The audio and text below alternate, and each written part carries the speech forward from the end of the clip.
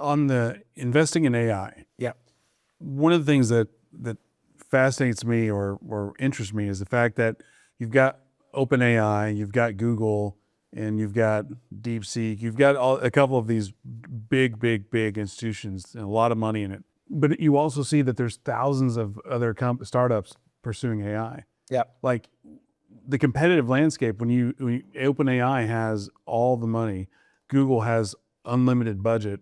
Like, how do you compete with that? Or is it, hey, they're going this direction, we're going to take our own route? What is that? So basically, I'm saying, what does it mean to invest in AI when you've got these big boys that are just playing with hundreds and hundreds and hundreds of billions of dollars? Yeah, now we're getting down to brass tacks. That's good. I'm going to start numbering all my platitudes for you guys. Here's how I think about it. There are 4 things that AI today is not, and you're not going to like what those are. It's not accurate, it's not energy efficient to do, not cost effective as a result, it's not private, and it's not explainable. How do you take something like that and deploy it broadly? You know, you can hire a person into your customer care organization and they can make a mistake by not being trained enough, but you can't knowingly put a machine out that's giving wrong answers. Like, we as society have decided we'd rather have lesser outcomes from humans with some discretion than we would a machine who has an error rate that's sort of hard-coded into repeat trials.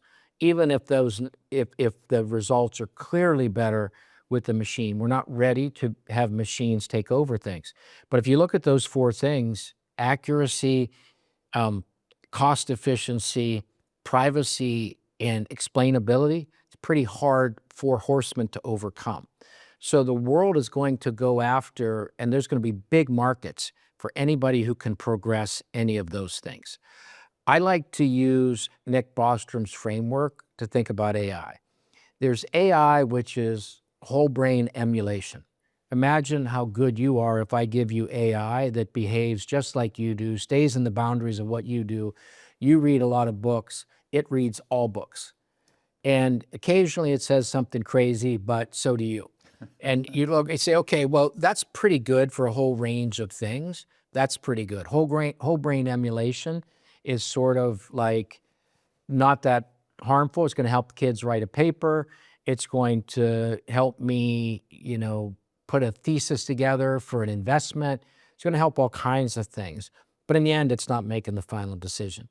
Then there's whole brain extension, which is now we're moving where the machine has learned a lot, and now it's inferring and it's starting to give you inference where it's saying, if this and this and this and this, then here's something you haven't thought about. And you're like, whoa, that's a little more dangerous because it's outside the brain of a human and probably needs some guardrails around it. And then there's artificial general intelligence.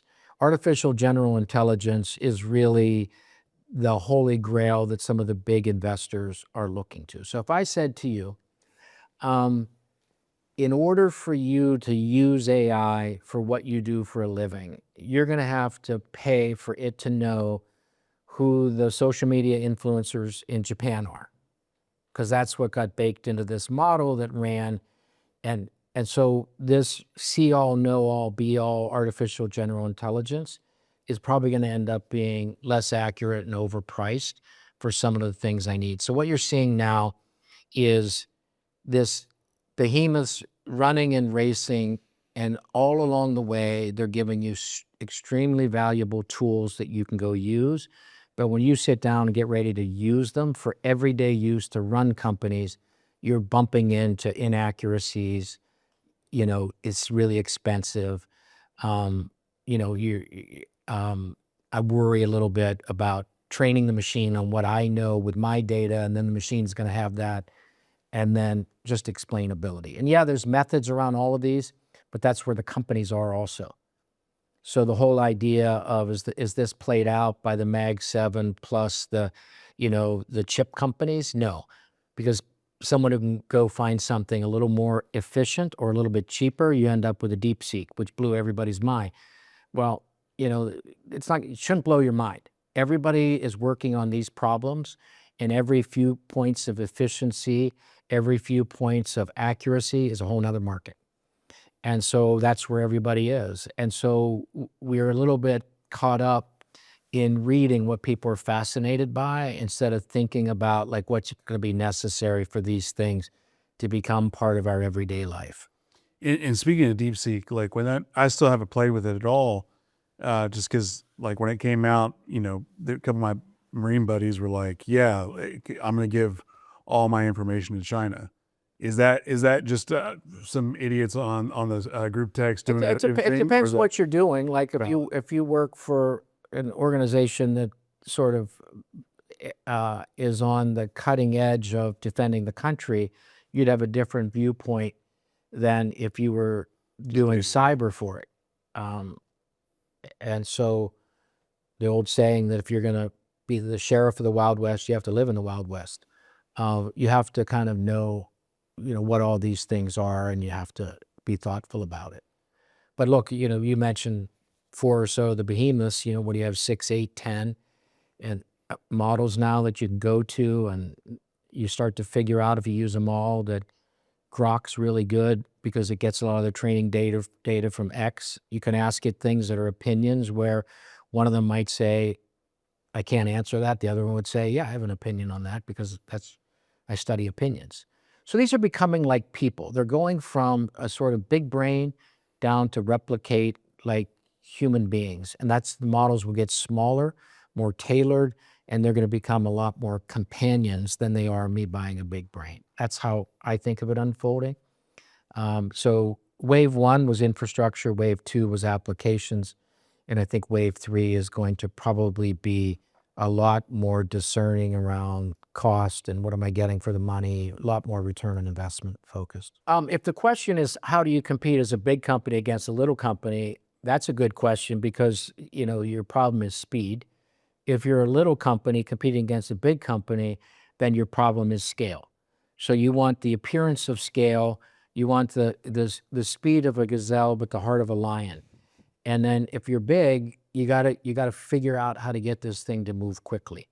And so I've been involved in both. Most people don't look at my resume and realize I was a CEO of a Sequoia-backed startup way back in the day. And then I stayed involved with a lot of these little companies, kind of coaching them along the way and investing. So these careers were actually seamless. And but they're two parts of one ecosystem, which I think is the magic of the United States.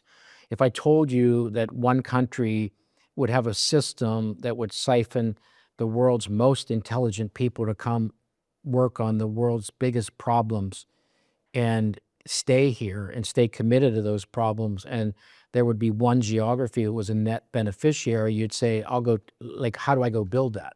Well, we have it. Let's not destroy it. And it's the combination of those two things where there's room for both of those.